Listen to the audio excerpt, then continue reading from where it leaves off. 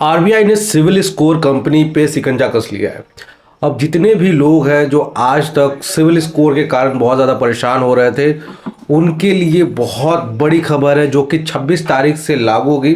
यहाँ पे civil score के 5 नए नियम लागू कर दिए हैं आरबीआई ने, जो कि किसी भी तरह से सभी सिविल स्कोर कंपनी को मानना पड़ेगा। जो सीधे तौर पे जो एक कस्टमर है जो बहुत ज़्यादा परेशान हो जाता है जब भी वो लोन लेने जाता है, सिविल स्कोर कम हो जाने के कारण उसे समझ में नहीं आता क्यों रिजेक्ट हुआ, कारण क्या है, कुछ नहीं पता। अगर एक व्यक्ति अपने फ्री में सिविल स्कोर को देखना चाहे तो कोई ऑप्शन नहीं है, शिकायत सुनने वाला कोई नहीं, जबकि शिकायत की भी लिमिटेशन होती है। तो ऐसे बहुत सारे नियम लेकर आरबीआई आ गया है। मैं आपको यहाँ पे दिखा दूँ, स्क्रीन पे अगर दिख रहा होगा आपको, तो यहाँ पर सिविल स्कोर को लेकर आरबीआई ने 5 नए नियम 26 तारीख से लागू कर दिए। 26 तारीख जो कि यहाँ पे कल का दिन था, उससे लागू हो गए। क्या क्या नए नियम आ गए हैं देखिए। यहाँ पे सबसे बड़ी समस्या क्या थी कि जब भी कोई शिकायत की जाती थी तो यहाँ पर आरबीआई के तरफ से पूरे निर्देश थे, पर सिविल के तरफ से कोई भी अपडेट नहीं आ रहा था। पर यहाँ पे सिविल पे शिकंजा कसा गया है। और जो पहले चीज जो यहाँ पे रखा गया है, RBI rule of CIBIL score, तो इसमें आप ध्यान ध्यान सुनिएगा, जितने भी नियम है उस पर क्या आरबीआई और सिविल स्कोर को क्या मेंटेन करना होगा, हर चीज़ बताएंगे। क्योंकि ये सिविल स्कोर बहुत ज़्यादा, क्योंकि यहाँ पे बहुत सारे लोग आज के डेट में अपने सिविल स्कोर को लेकर परेशान होते हैं। तो ये चीज़ सुनिए, पॉइंट बाय पॉइंट हम आपको बताएंगे, बहुत ही ध्यान सुनिएगा। शिकायत की संख्या बतानी होगी। पहले क्या होता था कि मान लीजिए हर व्यक्ति सिविल स्कोर के कारण, कई बार आपने देखा होगा आपका सिविल स्कोर को कम कर दिया जाता है, कारण नहीं पता। इसका कारण क्या होता है कि जितने भी सिविल पे जो मामले दर्ज होते हैं, इसकी संख्या सिविल कभी भी नहीं बताता। जितने भी ये इंस्टीट्यूशन है, ये कभी नहीं बताते कि उनके पास कंप्लेन कितनी रजिस्टर की गई है। आरबीआई इस पे क्या कहता है, आरबीआई के नए नियम के तहत क्रेडिट ब्यूरो वेबसाइट पर प्राप्त शिकायत की संख्या बतानी होगी। ये अनिवार्य रूप से बतानी होगी कि किसी के साथ भी भारतीय रिजर्व बैंक के नए नियम और भी बताए गए नए नियम 26 तारीख से लागू हुए हैं। इन नियमों के बारे में बहुत लोगों को अब तक नहीं पता है। आइए इन नियम के बारे में बताते हैं। और ये जो जितनी भी शिकायतें जा रही है, ये सारी शिकायतों को वहाँ पे रजिस्टर करना पड़ेगा। देखिए, जो यहाँ पे पहला अपडेट जो किया गया है, सबसे पहले ध्यान सुनिए, सिविल जांच की सूचना उपभोक्ता को देनी होगी। देखिए, कई बार क्या होता है कि जब हम लोग किसी भी कंपनी में जाते हैं, हम लोग लोन के लिए लेते हैं, तो हमारे सिविल को चेक कर लिया जाता है।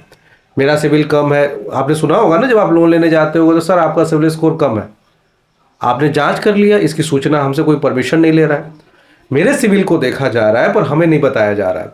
तो यहाँ पे आरबीआई सीधे कहता है, आरबीआई ने क्रेडिट इंफॉर्मेशन कंपनी को निर्देश दिया है कि अगर कोई भी बैंक या नॉन बैंकिंग एजेंसी एनबीएफसी उपभोक्ता की क्रेडिट रिपोर्ट यानी कि सिविल स्कोर को चेक करता है, तो ये जानकारी ग्राहक को भेजी जानी चाहिए, ईमेल द्वारा भेजी जानी चाहिए, या उनके जो मैसेज है उसके द्वारा उन्हें भेजी जानी चाहिए।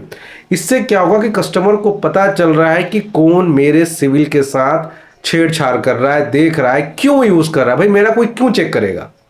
दूसरा, आरबीआई ने कहा है कि अर्जी को खारिज करने की वजह देनी होगी। आप कई बार जाते हो लोन लेने के लिए, आपको लग रहा है कि मेरी सिविल स्कोर ठीक है, फिर भी रिजेक्ट होता है। अब एक सिविल के रिजेक्ट होने से एक लोन के रिजेक्ट होने का बहुत कारण होता है। लोकेशन कारण हो सकता है, उनके फाइनेंशियल कंडीशन कारण हो सकते हैं, ऐसी बहुत सारी कारण है। कई बार तो बैंक को देने का ही नहीं मन करता है, फाइनेंस करने का ही नहीं मन करता है। पर ये चीज क्या होता है, सब बैक डोर पे चला जाता है। कोई भी बैंक एनबीएफसी कंपनी डिस्क्लोज नहीं करता, कोई भी बैंक एनबीएफसी कंपनी बताना होता है। यहाँ पे आरबीआई क्या कहता है, इसको सुनिए। भारतीय रिजर्व बैंक के नए नियम के अनुसार मान लीजिए किसी उपभोक्ता ने कोई अर्जी डाली और इसको रिजेक्ट कर दिया गया, तो उस उपभोक्ता को खारिज करने के पीछे की वजह बतानी होगी अब, जिससे वो आगे के लिए उन बातों का ध्यान दे। कि चलिए मान लीजिए मेरे बैंक स्टेटमेंट के कारण ये चीज हो रहा है, तो अगर आप हमको बता दोगे रिजेक्ट हुआ है तो हम आगे इस बात का ध्यान देंगे। अब ये चीज एक और इसमें ध्यान देने वाले, साथ ही सभी क्रेडिट इंस्टीट्यूशन को भी जो रिपोर्ट्स है रिजेक्ट करने की वजह भेजनी होगी, ताकि जब अगली बार जाए तो कोई आपको ये नहीं बोले कि इस कारण से हो। आपको ये सारे रिपोर्ट्स को भेजनी पड़ेगी। फ्री में जांच करने का फुल सपोर्ट, एक रिपोर्ट है। अब इसके लिए देखिए क्या होता है, इसको हम आपको समझाना चाहेंगे। हम लोग जब भी क्रेडिट रिपोर्ट अपने निकलने जाते हैं तो ज़्यादातर आपने देखा होगा कि वो सही नहीं होता। तो यहाँ पे बोला जा रहा है कि जितने भी इंस्टीट्यूशन हैं अपने पार एक लिंक दे दे जिससे एक व्यक्ति अपना सिविल रिपोर्ट साल में एक बार फ्री में जांच कर सके, जिससे उन्हें क्या सुधार करना है, कितना सुधार करना है, उसमें कुछ है कि नहीं, वो पूरी तरह से वो देख सके। अब यहाँ पर लोन डिफॉल्टर घोषणा करने से पहले दे जानकारी। अब यहाँ पर क्या होता है कि सिविल वाले क्या करते हैं कि आपको लोन डिफॉल्टर घोषित कर देते हैं। इससे पहले आपको जानकारी देनी होगी। मान लीजिए किसी व्यक्ति का लोन नहीं जा रहा है, उन्हें लोन डिफॉल्टर घोषित किया जा रहा है, इसकी रिपोर्ट सिविल को होती है, तो यहाँ पर एक नोडल ऑफिसर नियुक्त करना पड़ेगा जो कि कस्टमर से कांटेक्ट करेगा और उनको जानकारी देनी होगी कि आपको डिफॉल्टर घोषित किया। अगर मान लीजिए उस कस्टमर का अगर अभी जिस समय खराब हुआ था उसमें फाइनेंशियल अच्छे नहीं थे, आज की डेट में कहीं फाइनेंशियल अच्छे हो, पैसे आ रहे हो, अगर वो अपने डिफॉल्टर है तो वो अपना पैसा देना चाहता हो तो कम से कम कोई एक माध्यम हो जिससे वो उनसे बात कर सके। तो ये कुछ अपडेट्स थे जो यहाँ पर किए गए हैं और साथ में एक बहुत बड़ा अपडेट है जो सभी को जानना चाहिए, जितने भी लोग लोन ले रहे हैं, जितने भी लोग सिविल मैटर फंसे हुए हैं, 30 दिनों के अंदर में निपटारा होना चाहिए। जब आप कोई भी शिकायत लगाते हो लोन कंपनी में तो आपने देखा होगा कि आपकी शिकायत को सुनी नहीं जा रही, कई बार सिविल कम कर दिया जा रहा है, बहुत सारी चीजें होती है। इसका 2 पार्ट है, इसको समझिए। 21 दिन जो इंस्टीट्यूशन है जो आपको लोन दे रहा है, 9 दिन उस सिविल कंपनी है, इंस्टीट्यूशन है जिसमें ये जांच हुआ है, तो दोनों के ये पार्ट होते हैं। मान लीजिए ये 21 दिन के अंदर काम नहीं हुआ तो जो पेनल्टीज का पार्ट है वो इनको देना पड़ेगा, प्रतिदिन 100 रुपये। अगर वो 9 दिनों में नहीं हो रहा है तो वो इंस्टीट्यूशन को देना पड़ता है, और उससे ज़्यादा समय लगता है तो इसको पेनल्टीज को भी बढ़ाया जाएगा। तो ये चीज़ अगर आपको पता होती है तो आप कहीं ना कहीं इस चीज़ को अच्छे से सुधार सकते हैं। और बहुत सारे लोग कहते हैं कि सर हम लोन इसीलिए दे रहे हैं क्योंकि मेरा सिविल खराब ना हो जाए।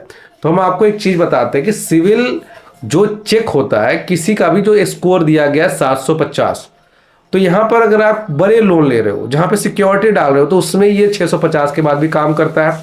अगर मान लीजिए कि आप छोटे लोन ले रहे हो, क्रेडिट कार्ड हुआ, ये सब चीज़ के लोन ले रहे हो, तब जाके ये चीज़ मैटर करता है। और ये भी तो आपके जो सिविल स्कोर है, अगर आप नहीं सेटलमेंट कर पा रहे तो पूरे 7 साल का देखा जाएगा। अगर मान लीजिए आपका सेटल हो चुका है तो लास्ट 3 ईयर का देखा जाएगा कि आपने इस 3 सालों में अपने कैसे परफॉर्म किया है। अब इसको आप थोड़ा सा एग्जांपल से समझिए कि मान लीजिए एक व्यक्ति 2021 में सेटलमेंट कराता है किसी भी लोन का। अब 2021 में अगर वो सेटल करवा रहा है तो 2022 में उसे लोन नहीं मिलेगा। तो वो व्यक्ति क्या करता है, 2022 में छोटे से 2 लोन लेता है।